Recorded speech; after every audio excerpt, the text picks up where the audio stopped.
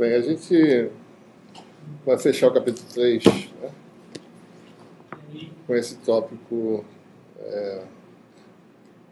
Essencialmente, por que a gente está falando em expansão de função inversa? Né? Porque a função inversa é um componente da função de Green. Certo? Então, expandir função inversa é, na realidade, determinar a expressão expandida, né, com expansões de funções básicas da função de Green. A função de Green é utilizada para quê? Né? Para você resolver equação de Poisson. Certo?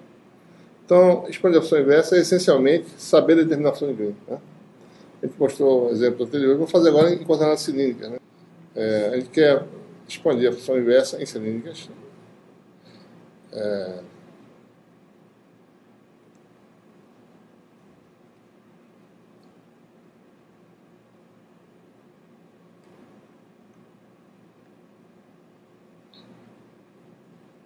O sistema de coordenadas cilíndricas, né? Usando aquela técnica agora geral. Né? Ou seja, a gente admite que a gente tem como, porque a função inversa satisfaz aquela equação laplaciana dela, é menos 4π delta. Ela é um pedaço da função de Green. Né? O outro pedaço é uma função que satisfaz a laplaciana. Né? Essa é a função de Green em geral. Né? Tem essa fórmula, g de x, né? A função inversa, né? Mais um componente que depende do tipo de condição de contorno. Certo? A gente pode dizer que a função de Green para uma região ilimitada é essa aqui. Né? Isso aqui aparece devido a imposições, né, na região de interesse. Né? Posições ao valor da função. Certo? Essa equação aqui satisfaz a equação laplaciana da função inversa. Né?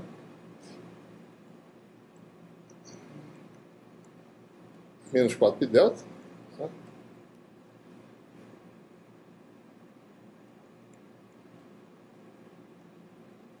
E a outra função satisfaz a equação Laplace. Certo? Então, quem dá a singularidade é a função inversa. Né? E a outra faz Laplaciano de f, né?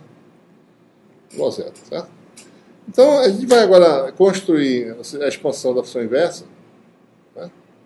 Sabendo que ela satisfaz essa equação aqui. Né?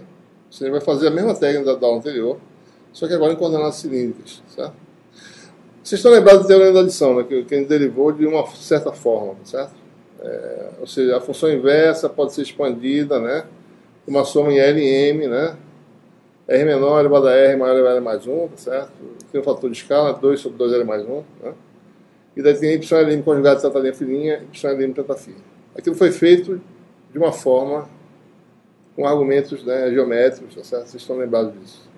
A gente poderia ter feito aquilo ali, certo? Usando essa técnica aqui agora, certo? E na verdade eu vou até propor como lista para vocês fazerem isso. Ou seja, demonstrar o teorema da adição usando a equação diferencial. Não sei se vocês estão percebendo a diferença, né? A gente fez geometricamente, a gente pegou x e x' e falou assim, ó, se for na mesma direção, né? Dá assim, depois faz isso aqui, etc, etc. Né? A gente fez desse jeito. Na última aula ele mostrou, bom, como é que a gente determina a expansão de uma função que satisfaz essa equação, Laplaciano igual a menos 4 de delta, usando, né, equações diferenciais, certo? Então, o que eu quero propor é que vocês façam um exercício para mostrar aqui o teorema da adição, resolvendo, fazendo esse procedimento que a gente vai fazer aqui agora e o procedimento da última aula, certo? Isso é uma forma alternativa de provar o teorema da adição. Tá? Então, vai ser uma questão adicional da lista que eu vou mandar para vocês, certo? Que é interessante fazer, né? Tentar usar essa técnica, está mais ou menos feito já, certo? Isso está mais ou menos feito. Vamos tentar fazer usando essa mesma... Ou seja, ele quer fazer aqui o seguinte, vamos considerar que a nossa função de Green é a função inversa só, né? G, né? Função inversa, certo? Então, essencialmente é isso. Qual é a expansão dessa função, né? E a técnica é essa que eu vou mostrar aqui agora, certo? Em cilíndrica, ou seja, a equação é o Laplaciano de G com relação a x sendo a variável de diferenciação, né? X' sendo a constante. Laplaciano de G igual a menos 4π, né? Delta de x menos x', né? Certo? E em cilíndrica, né, o nosso Laplaciano, certo? Ele tem essa forma que a gente já sabe, né? Sobre R ddr de R ddr, certo? mais 1 sobre R2, né? D2 dF2 mais D2 dZ2, né?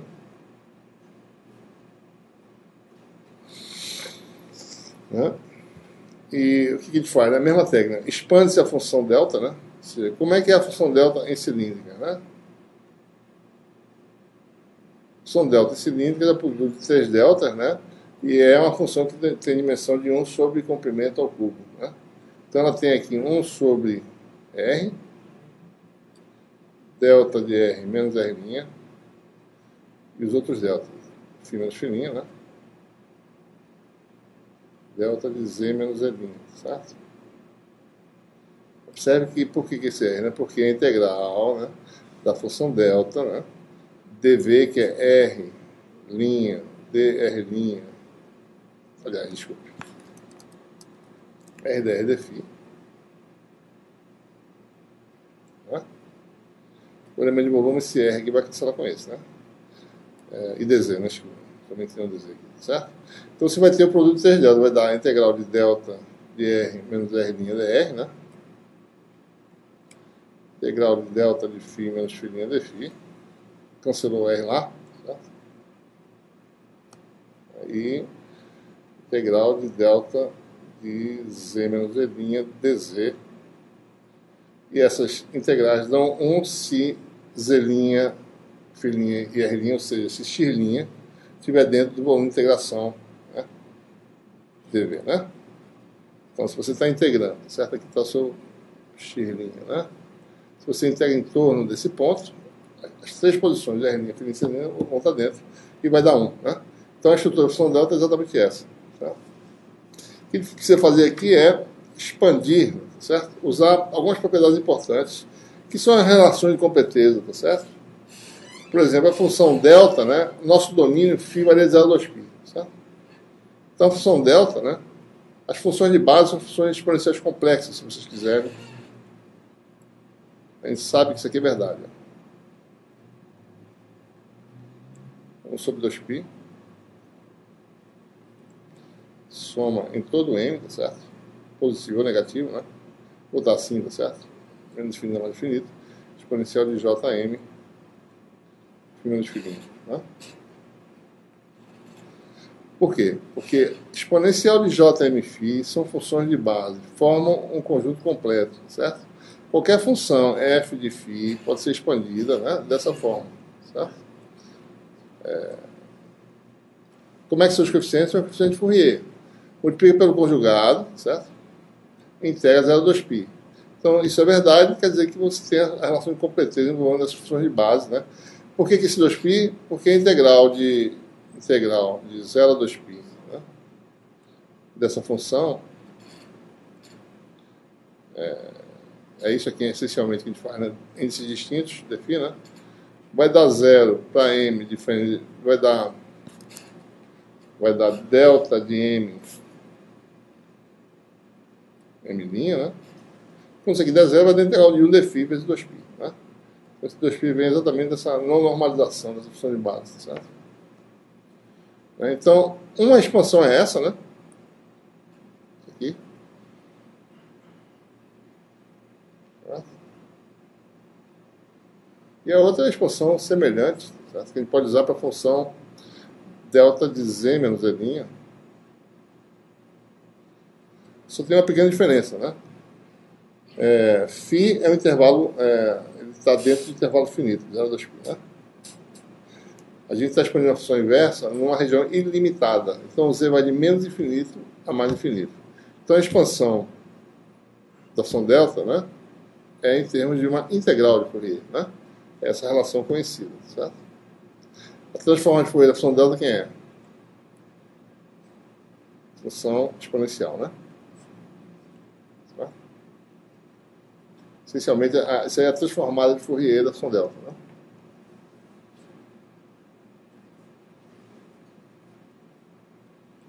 Certo? Então veja a diferença, né? O espaço Z é ilimitado, né? Então você tem um conjunto contínuo de funções de base, né? Então você tem essencialmente isso, né? As funções de base são essas funções, eu não tenho uma soma, eu tenho uma integral, certo? E essa relação, na verdade, é transformada por da função delta, né? Isso aqui, por exemplo, quando z menos z igual a zero, é a integral de 1dk, que dá infinito, certo? Se z é diferente de z', é a integral de uma função oscilante que dá zero, que é a média da função oscilante, né? Dá zero, certo? Então é por isso que dá a função delta. Tá? Bom, daí tem essas duas expansões, né? Então a gente vai expandir, olhando para... A gente vai expandir a função g, né? A função inversa, certo? Que a gente chama de função g, né? Temos dessas funções aí, essas funções de base semelhantes, né? G igual a... A gente coloca aqui esse 1 sobre 2π para ele cancelar, bota um fator aqui na frente, certo? Podia não colocar, depois teria uma constante adicional, né? Então você vai expandir em funções de base, um conjunto discreto de funções de φ. Tá? Tem um coeficiente, né, que eu vou botar ele aqui dentro, vai ser exponencial de Jm, né? Φ menos φ'. Mas lembre-se, essa função aqui depende, né, dos argumentos que definem a posição x e a posição x'. Né? É a distância em cilíndricas, ângulo azimutal e coordenada axial. Então elas estão aparecendo aqui. Né? E aqui tem a expansão na parte contínua, certo? Em K, né? Exponencial de JK, Z menos Z', né? E aí o coeficiente de Fourier dessas expansões, que é um fator que depende de quem, né? De M, né? E depende da distância, né? X, certo? Só lembrando, X é igual a R a R, né? Mais Z a Z. E o X', por sua vez, é R' a R', né? Mais Z' a Z. Lembrando que o AZ é fixo, é constante, e o AR' são duas variáveis que dependem, né? Funções dos argumentos φ e φ' respectivamente.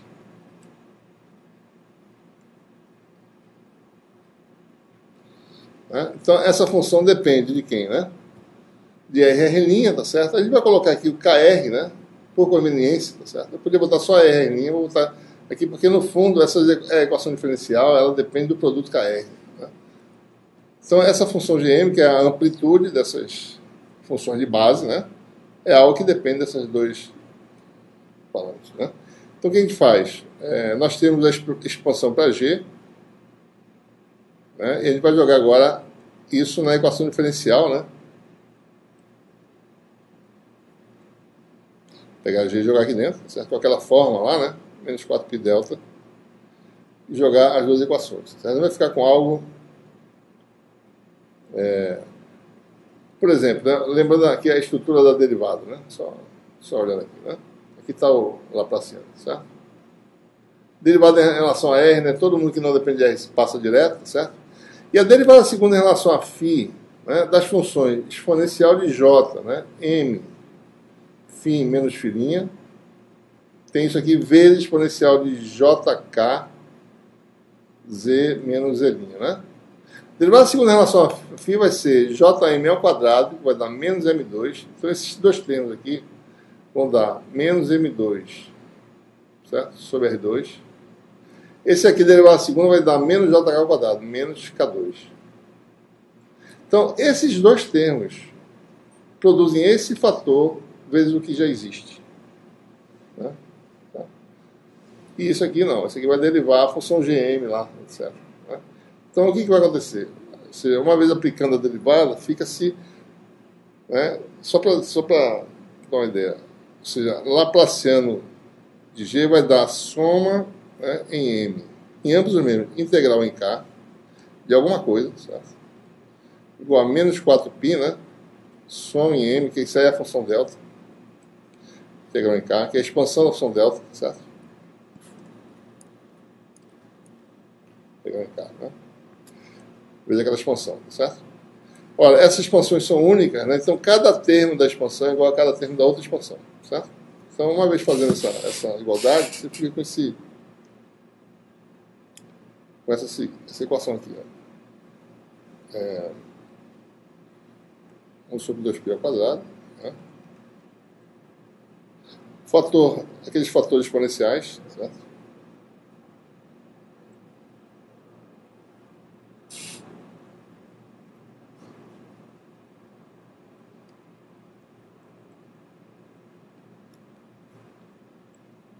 São comuns a todo mundo, aí fica aqui uma derivada, né? Sobre R, ddr, né? Derivada da parte radial, né? R.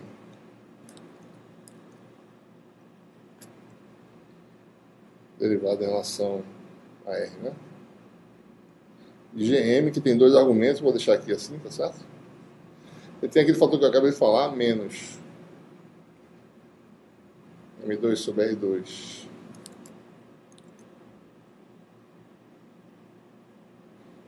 mais K2, né?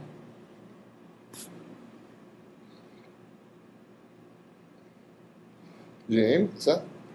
Né? Ficou o fator exponencial no exterior aqui, certo? Isso aqui na realidade é para ser uma chave, né? Certo? Então, igual, né? Mesma coisa do lado de cá que a expansão da função delta, né? Menos 4π delta, aqui tem menos 4π, certo? A função delta é 1 sobre R. Essa parte delta de R menos R não foi expandida, foi expandido o resto, né? Que deu 1 sobre 2π ao quadrado. De cada expansão em φ em Z, né? 2π, 2π, 2π ao quadrado. Ficou exponencial de Jm, menos fininho, né? Exponencial de JK, Z menos Z', né? Daí você corta aqui, né? Esse fator aqui corta com esse, tá certo? Esse aqui corta com esse, né? Ficamos com a equação diferencial aí só para função radial, né? Agora, certo?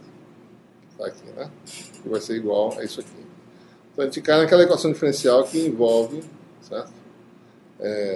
A função delta, né?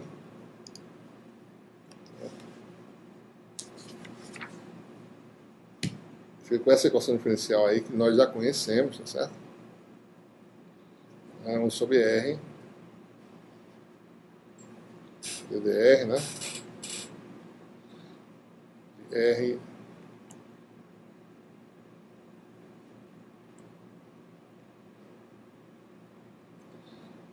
dgm dr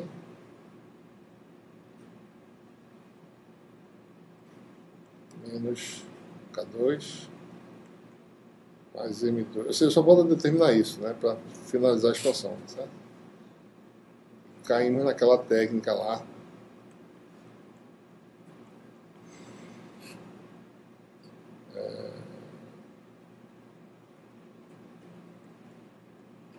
Delta de R menos R', né? Então, qual é a técnica aí, né? Lembre-se, né? Essa função delta, ela produz aquela descontinuidade em derivada, né? Quando você passa de R menor que R' para R maior que R', certo? A função de M é contínua, a função de Green é contínua, mas ela tem uma derivada descontínua. Então, eu não posso usar uma função só para representar nos dois regimes. Eu tenho que usar duas funções, né? Senão uma função seria suficiente. Duas funções para poder ter essa descontinuidade derivada, né? Então, a gente, para R diferente de R', você tem uma equação homogênea, certo? Conhecida, né? Só fazer isso aqui igual a zero, tá certo? Não precisa nem fazer muita coisa. Então, isso aqui é para R. Aqui para economizar espaço. R diferente de R', né? E para R, aliás, desculpa. Isso aqui é em geral, né? Para R diferente de R', né? A igualdade aqui é a equação homogênea.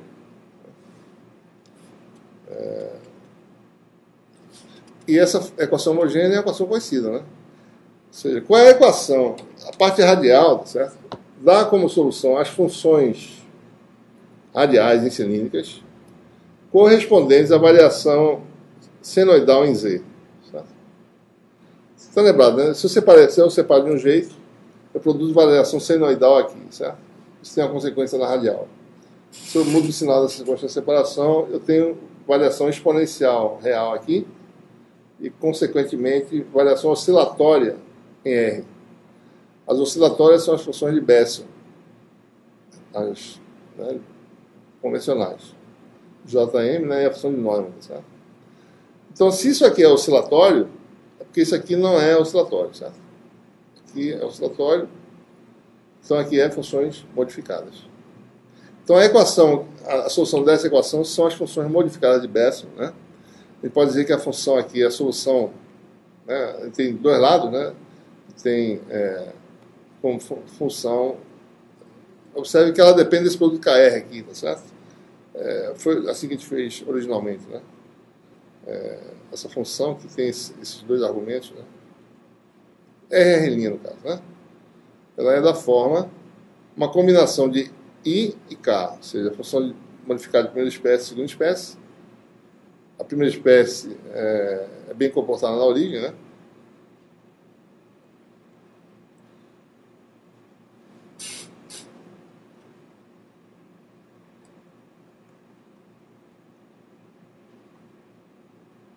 Essa seria a forma de escrever essas equações, essa solução, né? Uma combinação linear de duas funções modificadas, né? Elas são de índice inteiro, certo? M, né? M é inteiro por quê? Porque isso aqui tem que se reproduzir, né? Essa é a razão, porque isso não é inteiro, certo?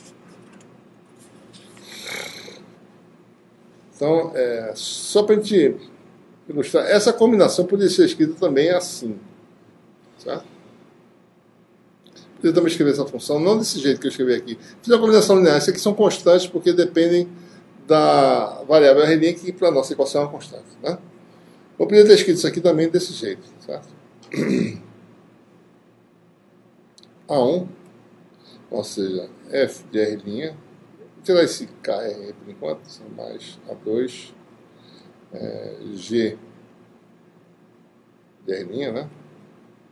Ou seja, uma função arbitrária de R escrita dessa forma, vezes A3 e M de KR ou de R, se você quiser, sabe? Mais A4. Onde A1, A2 e A3 e A4 agora são constantes, né? Não depende de ninguém, tá certo? Se eu escrever a função de R', né, desse jeito, combinação linear de duas funções quaisquer, tá? E eu estou dizendo que essas duas coisas são iguais. Então vamos ver se é verdade, né? Estou falando, bom, alternativamente eu posso escrever desse jeito aqui, certo? Né? Então vou verificar. Bom, se eu fizer o produto dessas duas coisas, isso aqui vai dar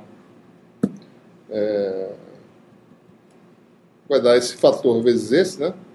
A3 vezes o primeiro fator, certo? Vou botar assim. Isso aqui é isso aqui, certo? Vezes M, né?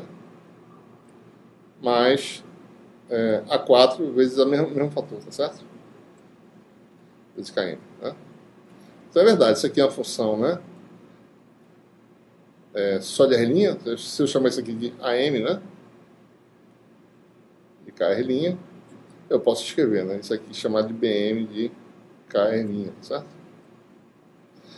Ou seja, se esse termo aqui, vezes A3, for o AM, né? E se esse termo aqui, esse aqui, vezes o A4 for BM, então eu posso fazer escrever dessa forma a solução, né? Em outras palavras, né?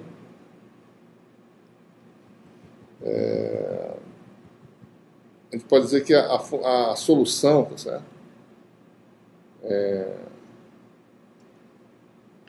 Pode ser escrita assim, né? Então, o que a gente está mostrando aqui é que a solução pode ser escrita como produto de funções de argumentos distintos, funções de R e de R' separadamente. Posso escrever dessa forma: ψ1 de KR, ψ2, uma função só de R', tá certo? Para simplificar, a gente já bota o K aqui embutido. Tá claro aí, pessoal? A solução dessa equação pode ser escrita com uma combinação linear desse jeito aqui. Aqui é a soma de dois produtos, né? Eu estou sendo um pouco mais restrito, tá certo? Pode-se mostrar que isso também, por esse argumento aqui, é uma função de R vezes uma função de R', né? Não a soma de dois produtos, mas um produto só. Onde a função de R é a combinação das funções modificadas, tá? A φ2 eu não sei quem é ainda. Mas essa aqui eu sei que é algo do tipo combinação linear, tá certo? de I e K, né? É a função φ1 satisfaz a equação diferencial. Tá? Então a gente vai fazer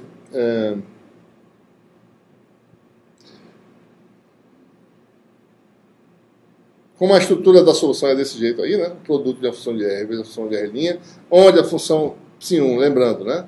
A função que depende de R é a combinação de I e K, certo? Então eu posso dizer que para R menor que R', a solução é do tipo G menor, tá certo? Vou tirar esse M aqui, tá? G menor, para não carregar muito. Eu vou tirar o KR aqui também para não ficar escrevendo muita coisa. E R' é igual a uma função ψ1 de KR vezes ψ2 de KR', né? E a função que se aplica no caso do R maior que R' vai ser a G maior, né? Vai ser um ψ3, certo? De KR, né? ψ4 de KR', certo?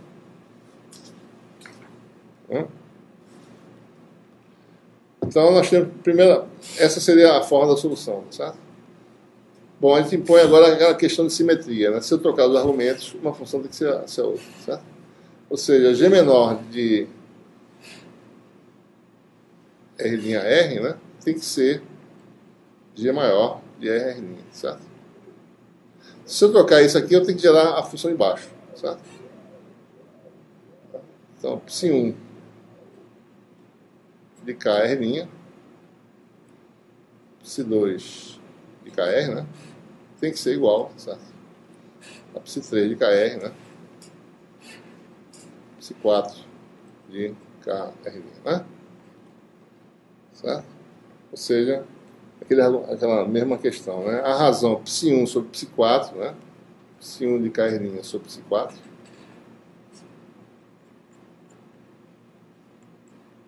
igual a ψ3 de KR sobre ψ2 de KR, certo? Mesma coisa da aula passada, né? Certo? Então, funções de variáveis distintas, a razão, essa aqui é a função só de R', essa função só de R, então essa razão tem que ser uma constante, certo? Constante C, e essas constantes sem perda generalizada, pode dizer que é igual a 1, certo? Ou 2, ou qualquer número. Por quê? Porque eu posso jogar ela numa função que eu não sei quem é, certo? Posso jogar ela dentro de ψ2 ou dentro de ψ1, e aqui fica 1, certo? Então a constante, o fator de escala, vai entrar na função que eu não sei quem é ainda, né? Ou seja, isso aqui está meio estranho, né? Isso aqui é um 4, né, pessoal? Isso não sobre ψ4, né? Certo? Ou seja, então, olhando para cá, ψ1 é igual a ψ4, né? ψ3 é igual a ψ2, certo? Então isso aqui vai ser sai aqui, fica ψ1, certo? E aqui sai, fica ψ2, tá? Então a função é desse jeito aí, certo? E o interessante é que a função de R' também é a combinação de funções modificadas, certo? Então, a função de M fica com essa estrutura aqui, né? ψ1 de K R menor, porque um dos dois vai ser maior que o outro, certo? Ou para R maior que R', R menor que R', né? ψ2 de K R maior, né? Se R menor que R', R menor vai ser R maior vai ser R', né? E vice-versa, certo? Outra coisa, ψ1 e ψ2 são combinações de funções modificadas, né? Certo? Muito bem. Certo, pessoal? Tá, sabendo a estrutura da equação, a gente joga na equação diferencial e a gente vai agora integrar em torno da função delta, né? Ou seja, olhando lá para a equação, deve estar lá em cima.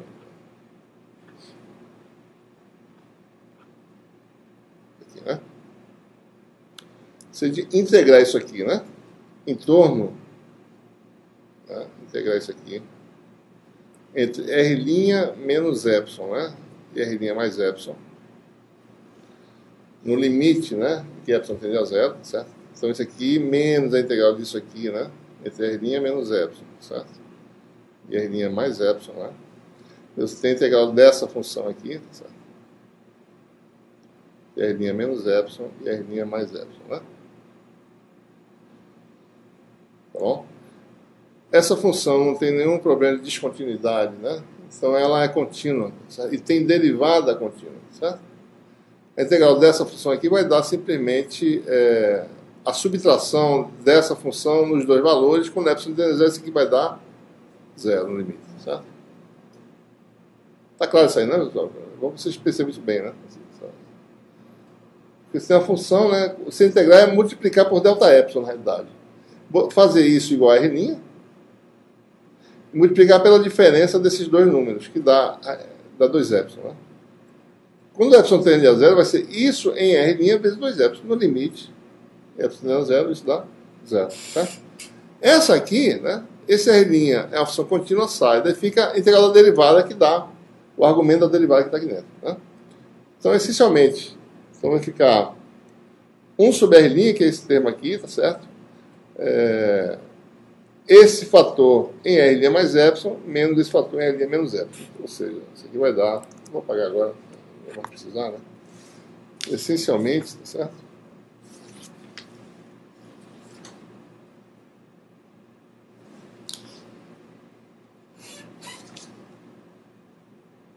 Vai dar isso aqui, ó. Tá faltando um R' aqui.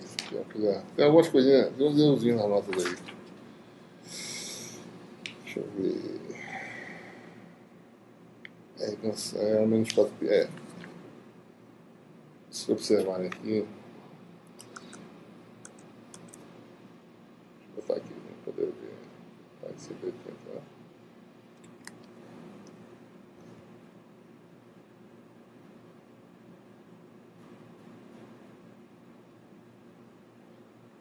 Um pouquinho antes, né?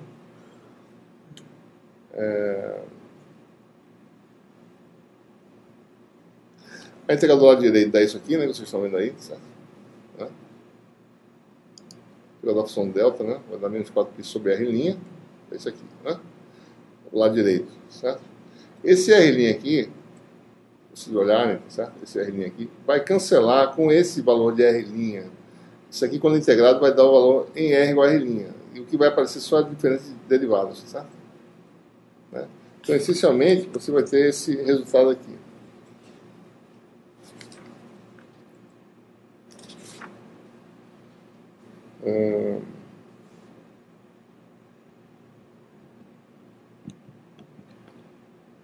Esse R' aqui existe ainda? Existe, né? Tá, existe, tá certo. Mas esse aqui. R', né? Limite, quando o epsilon tende a zero. Né? Você tem derivada, vou tirar os argumentos aqui, certo? dr, né? De acordo com a nossa terminologia, né? G maior, né? dr em R' mais epsilon, né? Menos derivada de G menor, dr em R' menos epsilon, né? Isso aqui igual a menos 4π. Certo? Ok? Lembrando, né, G tem a estrutura geral, que é Ψ1 de K, né?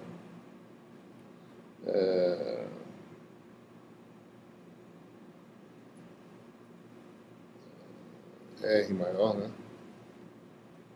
Ψ2 de K, R menor, né? Então, se eu quero calcular essa derivada aqui, R é maior do que R', tá certo? Então, G maior, né?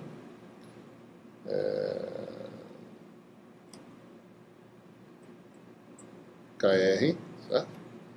Ψ2 de KR', né? E a derivada de G maior, né? dr em R igual a R', certo?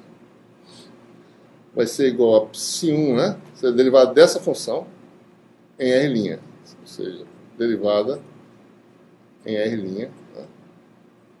Ψ2, isso aqui vezes Ψ2 de KR', certo? E a G menor, né?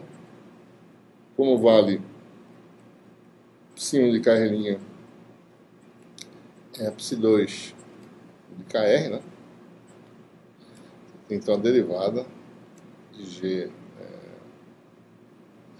menor, né? A derivada de segunda função, de Psi2, né?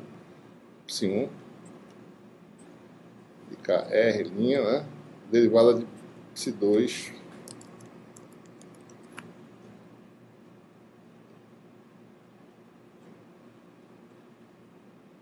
ou seja, essa subtração é a subtração dessas funções aí, né? Vocês têm aí, na realidade, isso, né? De forma bem simples, Psi1, Psi2', né? Menos Psi1, linha, Psi2, isso igual a menos 4π sobre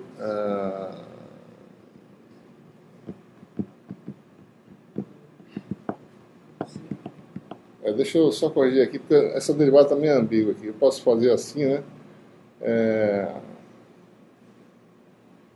Usar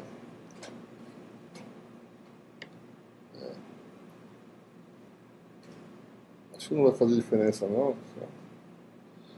Menos 4π sobre R', né? Eu acho que dá menos 4π sobre R', tá certo? E se eu fizer essa variável U, né, introduzir nas notas de aula, tá certo? U igual a, deixa eu ver se dá certo, U igual a KR', né? Então, derivada em relação a R' é igual a derivada em relação a U, né? Du de R', tá certo? Que dá K, né? Então, essa aqui é derivada em relação a R', só para lembrar, né? Pequena confusão de notação. Isso aqui, na verdade, por enquanto, essa notação é derivada em relação a R'. Se eu fizer a derivada em relação a R' desse jeito, isso aqui vai dar K, certo? Psi1 d Psi2 du, né? Fica uma coisa não normalizada, menos K, né? D Psi1 du, né? Psi2 igual a menos 4π sobre R', e passando o K para lá, tá certo? Você fica então com essa relação aqui, tá certo? Psi1 d Psi2 em relação ao seu argumento, tá? Menos d Psi1 du Psi2, né? Dá menos 4π sobre U, né? Tá? Tem essa relação aí, né? Certo? Observe que Psi1 e Psi2 são funções que são combinações das soluções da equação diferencial. Essa equação diferencial, na verdade, isso aqui está na forma do que a gente chama de Rorskiano, né? De equação diferencial, certo?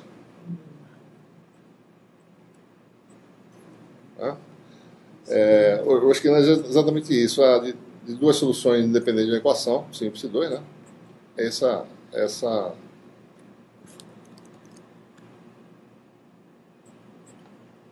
O determinante, na realidade, de uma organização de funções derivadas, certo? Que dá exatamente isso, né?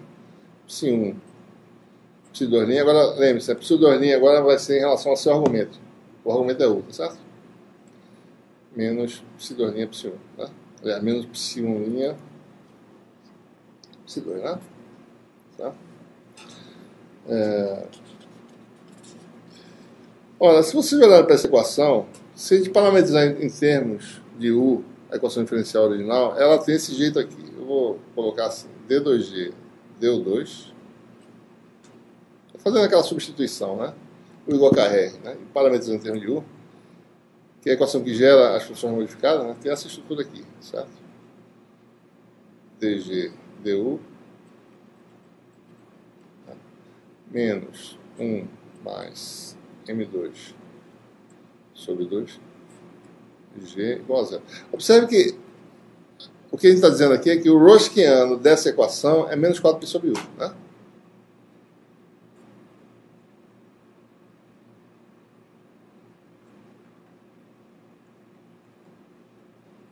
Certo? É isso que a gente está dizendo, né? Vamos verificar que isso é a propriedade geral desse tipo de equação, né? Vai dar exatamente o que está aqui no coeficiente desse segundo termo, certo? Se você olhar, né, uma equação qualquer, né, chamar de D2G DO2, certo? Mais P de U, uma função de U, certo? DG DU. Né? A estrutura geral dessa equação é essa aqui, né? Mais Q de U G igual a zero, né?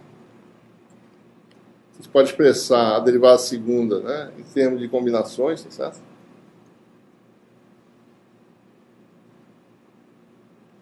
Né? Ou seja, G igual a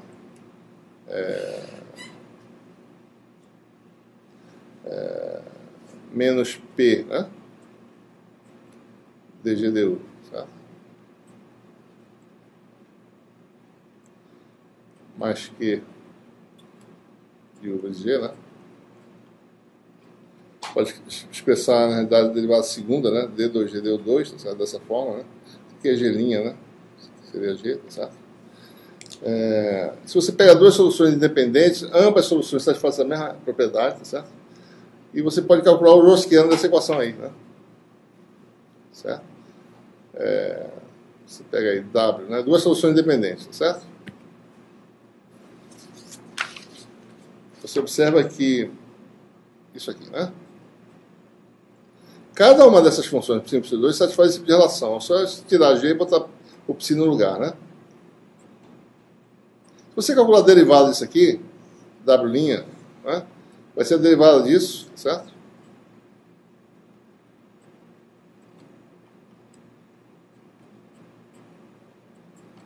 Observe que apareceu a derivada segunda, que eu posso usar essa relação, né? Menos derivada primeiro menos π'. Estou derivando usando a regra da cadeia aqui, tá certo?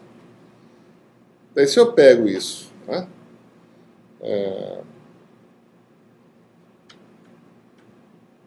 Alguma coisa errada aqui, pessoal. Deixa eu ver. π', π2', π1, π2, duas linhas, certo? Esse aqui é π1, duas linhas, π2 linhas. O que está errado é isso aqui, né? Esse aqui está errado, certo? Esse aqui não tem não, certo? Esse aqui não tem não. Tem esse aqui não, certo? Então fica ali. Isso aqui está certo, né? Esse aqui não tem, certo? Esse aqui é duas linhas, né? Uma linha só, né? Então esse aqui cancela, tá certo? Com isso, né? E a gente reexpressa isso aqui, né, usando essa relação, tá certo? Isso aqui seria menos, né? P π2 linha, né? Mais Q π2, tá certo? E aqui da mesma forma, né? Esse aqui, tá certo? Seria menos P π1 linha, né, mais Q π1, certo? E se a gente joga isso tudo aí dentro, né, algumas coisas vão cancelar, né? Fica com esse resultado aqui, certo? Fica com esse resultado aqui. dW, que é o que a gente calculou, a derivada do Rosquiano, certo? Igual a menos P, que é o coeficiente do segundo termo da equação diferencial. Aí fica isso aqui, π1, π2', né? Menos π2, π1'. Ou seja, isso aqui é o próprio Rosquiano, é menos P de U, W, né? Você tem a equação diferencial que dá para resolver, é dW sobre W igual a menos P du. Se eu integrar aqui, entre limites, né, inicial e final, isso aqui vai dar, integral de dW sobre W dá o quê? Dá logaritmo, né? De W sobre um valor inicial W0, tá certo?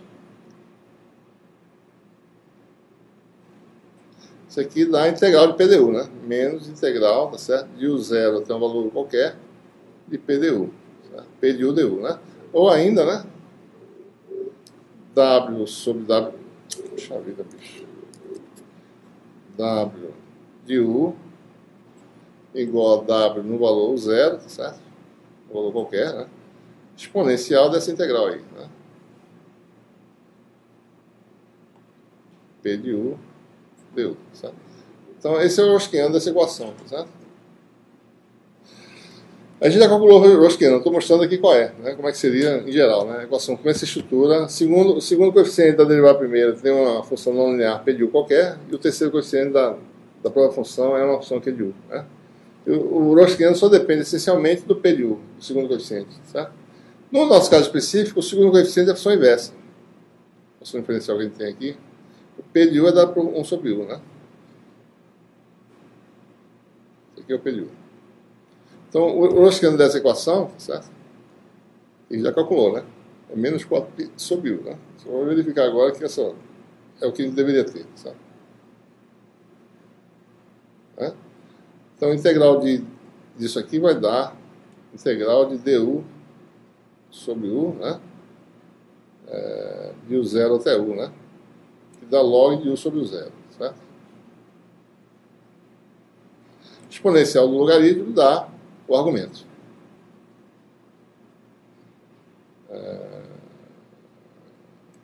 W de U, né? Sobre W igual a W de U0. Exponencial disso aí que vai dar U sobre U0, né? Ou seja, W de U sobre U igual a W de U0 sobre U0. Quer dizer que W sobre U é igual a constante. Tá? Está certo? Não. Está errado. Não, eu fiz ao contrário. Deixa eu ver. Ah, tem um sinal errado aqui. Está ao contrário, né? Isso aqui é... Tá, isso aqui é tudo verdade, só que é exponencial, né? De menos isso, dá isso elevado a menos 1, né? Certo? Então seria o zero aqui e aqui não tem nada, né? Então, na realidade, W de U vezes U igual a W de U0 vezes U0. O produto é constante, né? Então a função W é a função inversa. O Rosquiano dessa equação é a função inversa, que é o que a gente tinha mostrado anteriormente, certo? É o Rosquiano, tá? Da função inversa. E a nossa constante é menos 4π, né? Certo? Então vamos lá. A gente só está vendo algumas propriedades importantes, né? Que vão ser importantes em outras situações, por isso a gente está tentando falar sobre isso aqui, certo? Tudo bem. A gente agora tem que ver as considerações físicas do problema, né? A função ψ1 e ψ2 são combinações de funções modificadas, certo? Então, ψ1 é uma combinação de IM, né? De KR, tá certo? E KM, né? De KR. Também a função ψ2, né? Uma outra combinação, tá certo? Elas são, na realidade, se você trocar os argumentos, né? Você tem funções idênticas, certo? A função em M é aquela função, né? Vocês estão bem lembrados, que ela em 0, né? Em 1, 2, etc. A função bem comportada na origem, né? Que diverge no infinito. E a função escassa são as funções, né, de segunda espécie que caem, mas que divergem na origem, certo? Então a combinação, né? Para R menor que R', certo? Você não pode ter singularidade, né? Faz.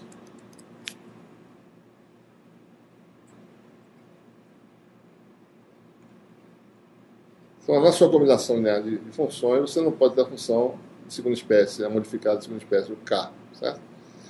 E a mesma coisa para R maior que R', né? A função G, né? É finita, ou seja, vai para zero, né? Ela desaparece, limite, né? Quando R tende a infinito, dá zero, certo? né? Ou seja, isso aqui quer dizer Gm de zero, né, é finito, e Gm para R muito grande é nulo, porque a função inversa vai para zero no infinito. Sabe? Então quer dizer que essa função de M tem que ser da forma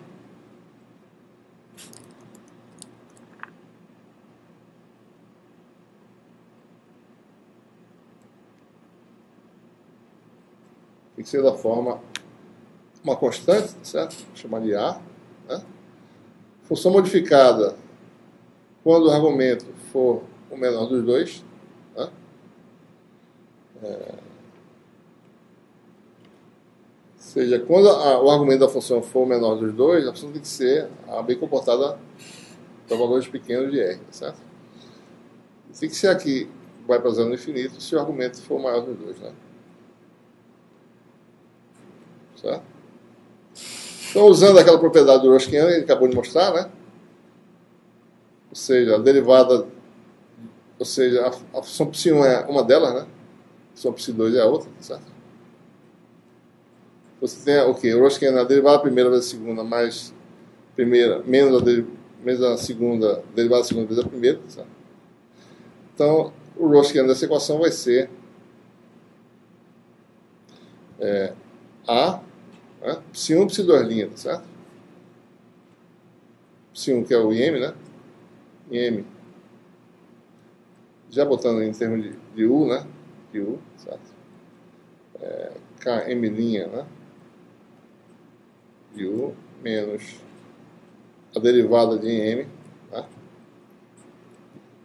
Vezes a função Km. Tá? Isso aqui tem que dar menos 4π sobre U, tá? Certo?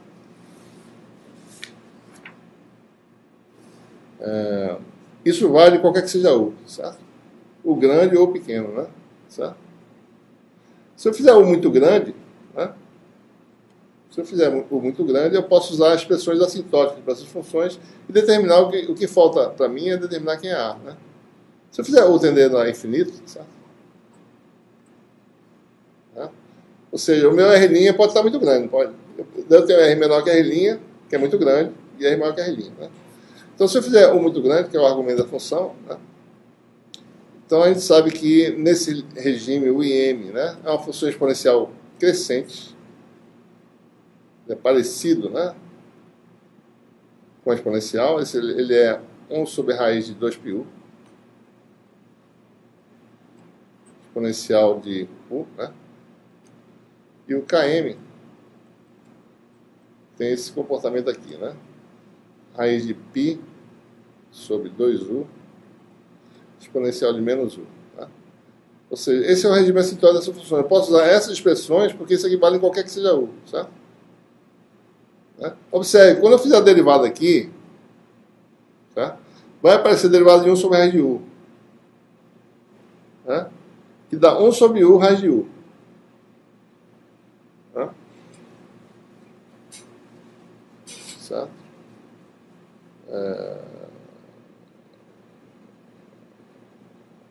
Esse termo vai, eventualmente, é um dos termos que cancela. Se você fizer essa combinação, um termo vai ser produto, né? Deixa eu fazer uma derivada só, certo? Derivada de M, por exemplo, né? M', né? Vai ser 1 sobre R de 2π, tá certo? Derivada de 1 sobre R de U dá 1 sobre U raiz de U. Vai dar menos 1 meio, né? E 1 sobre U raiz de U, certo? Exponencial, né? E a derivada exponencial vezes isso. Então vai ficar mais, né? 1 sobre raiz de U. Certo? Então tem isso vezes Km, né? E M' vezes Km. Aparece um outro U sobre raiz de U aqui que vai dar 1 sobre U. Esse termo aqui vai cancelar nessa subtração aí. E isso aqui vai dar, se vocês fizerem as contas, certo? Essa combinação dele vai dar menos A 1 sobre U igual, né? Segundo membro, que é menos 4π sobre U.